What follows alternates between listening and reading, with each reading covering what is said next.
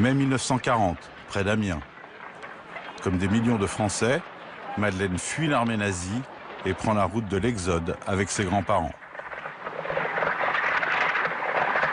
C'était l'affolement.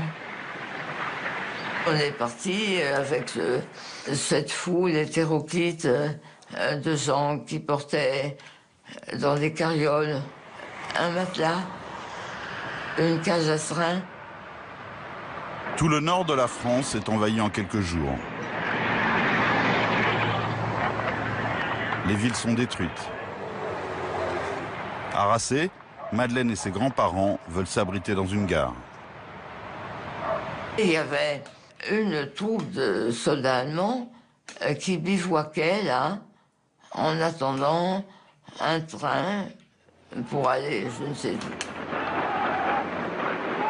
J'avais un peu peur parce que quand même, des soldats étrangers, j'en avais jamais vu.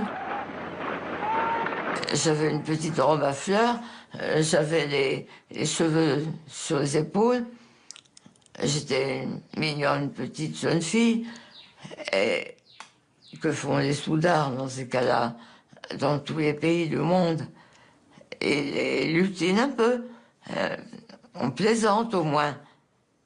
Ouais, mais moi j'avais peur, hein, bon. Je comprenais pas dans quelle langue ils parlaient, alors bon, l'un me tire ma jupe, l'autre veut m'embrasser. Je me mets à hurler. Alors l'officier s'amène et il réprimande ses soldats. Mais moi, il me renvoie avec un formidable coup de pied au cul. Et ce coup de pied au cul a décidé de toute ma vie. J'ai pensé très fort. Ah bon, c'est comme ça. Eh ben, je vous retrouverai. Vous n'allez pas nous humilier longtemps. Et je sais qu'il y en a qui résistent. Eh ben, je vais les retrouver. À l'automne 1941, Madeleine Riffaut, 17 ans, décide de partir s'installer à Paris.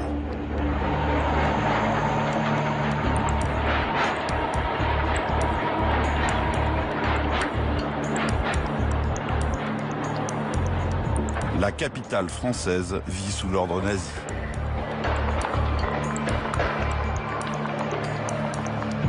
Officiellement, Madeleine est élève sage-femme au quartier latin.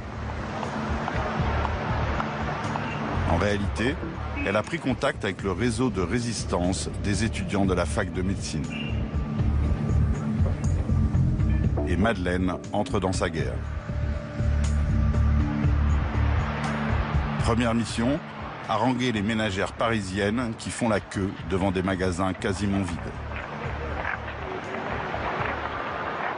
Ça jaillissait, quoi. Je leur disais, vite, vite, écoutez-moi, parce qu'on n'est pas tout seul ici, hein. Alors, j'ai des choses à vous dire. On n'est pas vaincus. Vous et moi, on n'a pas signé l'armistice.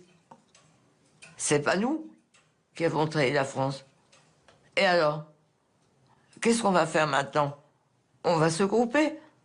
Il y a des gens qui luttent. Très vite, l'audace et le courage de Madeleine sont remarqués par son chef de réseau. Il accepte alors que la jeune femme participe aux actions armées, cas extrêmement rare à l'époque. Moi, je voulais avoir une arme, c'est tout. Je savais tirer, pas de raison. J'ai demandé à mon chef de groupe. Je lui dis, vous me donnez à porter des armes pour que je les porte à des copains qui vont faire une action. Bah, je peux la faire moi-même, l'action. Madeleine connaît son baptême du feu lorsque son groupe doit faire exploser un convoi de camions réquisitionnés par les Allemands. La mission est un succès. À 18 ans, Madeleine Riffaut a gagné ses galons de franc-tireur.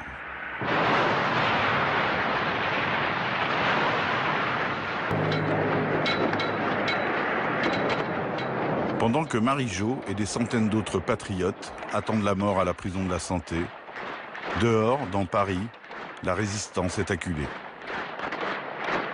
La répression allemande décime les rangs des francs-tireurs. Pour l'instant, Madeleine Riffaut est passée à travers.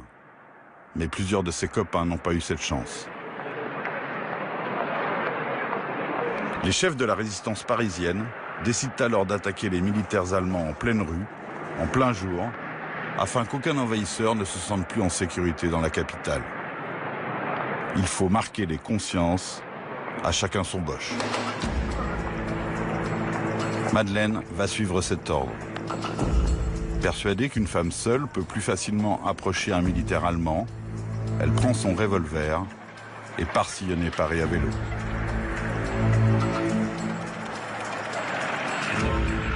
Il fait beau, les Allemands sont dehors, le peuple de Paris aussi. Sur les quais de Seine, Madeleine repère un sous-officier allemand, seul au milieu des civils.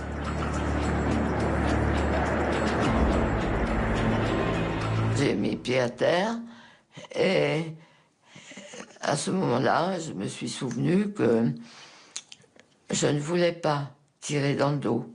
Alors j'ai attendu un instant qui m'a paru interminable.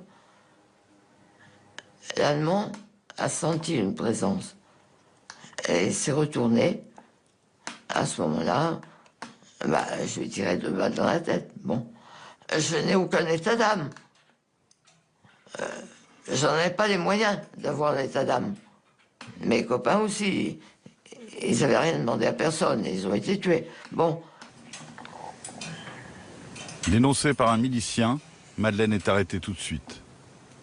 Elle est amenée au quartier général de la Sûreté allemande, rue des Saussets. Pour la jeune résistante, l'enfer commence. Quand on entre dans une salle de torture, qu'on entre dans un autre monde, la meilleure chose à faire, c'est de se dire à soi-même, de se persuader. Ils peuvent bien me torturer, me faire les pires choses. Si je savais quelque chose, je le dirais.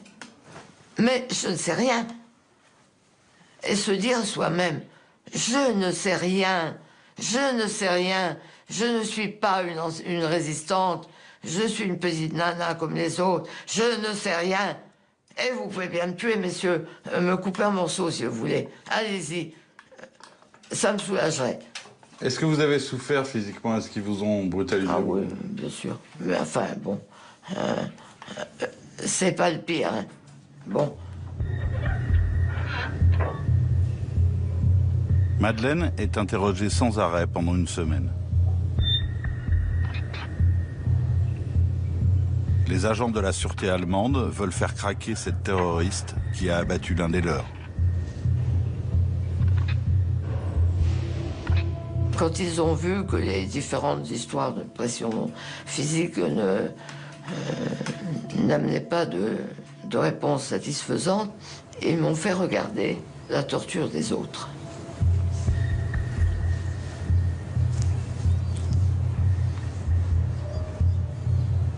Il y avait toujours l'un d'entre eux qui s'approchait de moi et qui me disait « Si vous nous disiez seulement le nom de votre chef, le nom de votre réseau, on arrête de torturer ces personnes. » Un jour, ils m'ont amené un gamin qui avait des culottes courtes, qui était un peu roux, qui était mignon, et qui avait de la figure pleine de sang déjà. 16 ans, peut-être moins. Et ils se sont mis à lui casser les 4 membres devant moi. Et ils me disent, mademoiselle, vous n'aimez pas les enfants. Si vous aimiez les enfants, vous diriez quelque chose. Qu'est-ce que ça vous fait de dire le nom de votre chef? Ce pauvre gamin, sauvez-le. Ça, c'est des trucs qui vous rendent fou. Un miracle se produit à la prison de la Santé. Madeleine échappe à l'exécution programmée. Elle est échangée avec 2 autres prisonnières contre un groupe d'officiers SS capturés par la résistance. Dès sa sortie, la jeune femme prend la tête d'un groupe d'une vingtaine de combattants du 19e arrondissement, la Compagnie Saint-Just. On nous considérait comme des vieux, comme des vétérans. Alors que moi, j'avais pas 20 ans, j'allais les avoir, mais on était les plus vieux de la lutte armée, vivants. Le 23 août, Madeleine entraîne ses jeunes résistants à l'attaque d'un train militaire dans le tunnel des Buttes-Chaumont, au nord de Paris. 80 soldats allemands sont faits prisonniers. 2 jours plus tard, le 25, un caméraman amateur filme la jeune Passionaria juchée sur un camion à la tête de ses hommes. Madeleine amène la Compagnie Saint-Just place de la République, donner l'assaut au dernier bastion SS de la capitale.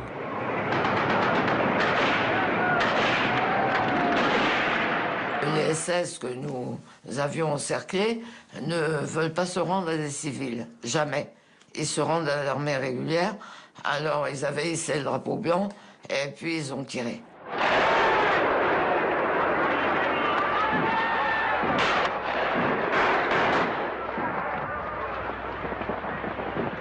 On a eu des morts, dont Michel Tagrine, qui était le dernier mort de l'insurrection. La guerre était finie à Paris depuis une bonne demi-heure. Et lui, ouais, il a reçu une balle doum-doum dans la tête. Et il est mort. Bon, nous, on était tellement malheureux avec Max et Emmanuel que pendant que tout le monde dansait, chantait, riait, s'embrassait et tout ça, nous, on était sur un banc et on pleurait toutes les larmes de notre corps, toute notre fatigue de 3 jours de combat sans manger, sans dormir, tout nous retombe dessus. Et on se laisse aller à sangloter. Et déjà, les gens ne nous regardaient plus.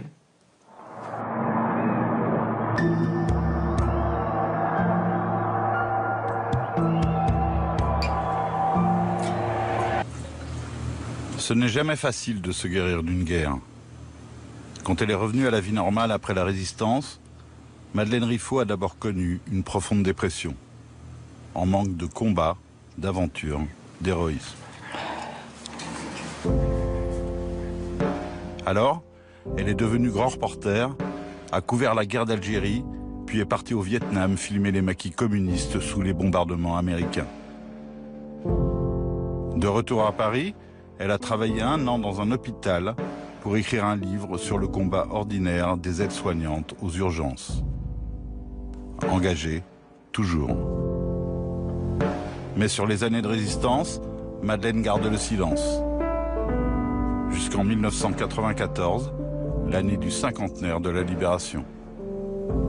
En 1994, le mot d'ordre a été donné partout, par les médias, les gens en poste.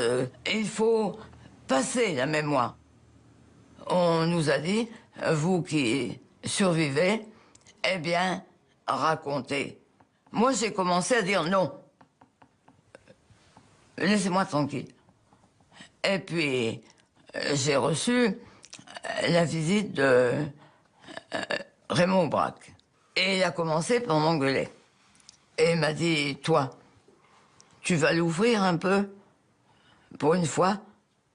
Il faut raconter ton histoire. Tu veux pas la raconter?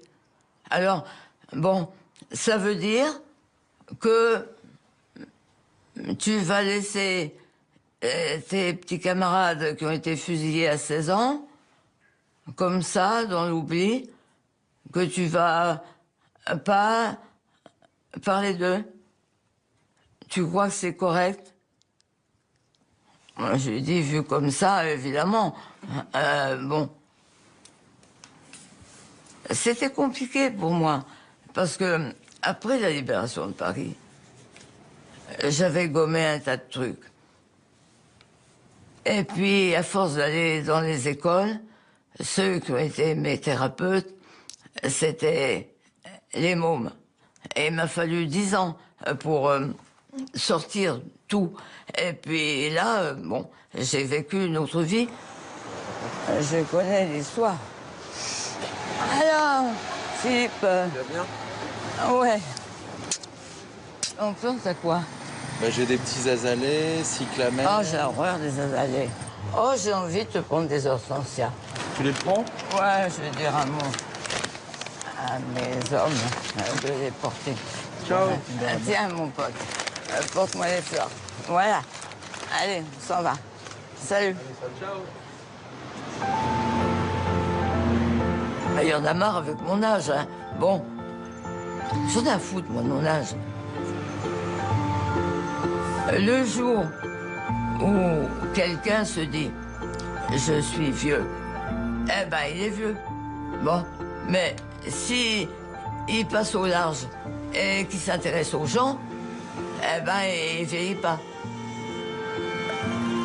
Enfin, pas dans sa tête, en tout cas. Ce qui est l'essentiel.